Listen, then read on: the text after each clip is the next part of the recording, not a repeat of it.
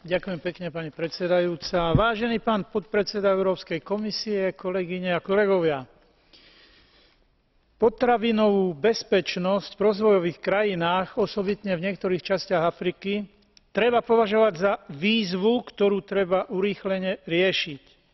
Milióny ľudí hľadujú a to nemôže byť pre Európsku úniu prijateľné. Ak to nezmeníme, budeme postavení pred hrozbu celosvetových negatívnych humanitárnych a bezpečnostných dopadov. Odpoveď medzinárodného spoločenstva na tieto problémy bola zatiaľ pomalá a nedostatočná.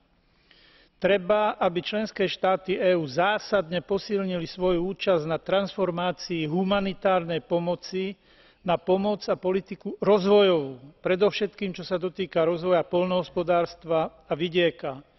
Z dlhodobého hľadiska bude kľúčovou úlohou podpora vzdelávacím programom s čo najširším prístupom pre všetkých tých, ktorí to potrebujú.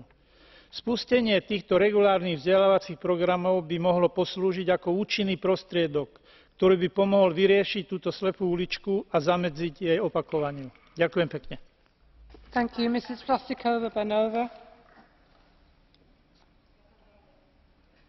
Ďakujem veľmi pekne, pani predsedajúca, pán komisár. Potravinová bezpečnosť v rozvojových krajinách je doslova otázkou života a smrti, o čom svedčí aj aktuálna situácia v Afrike.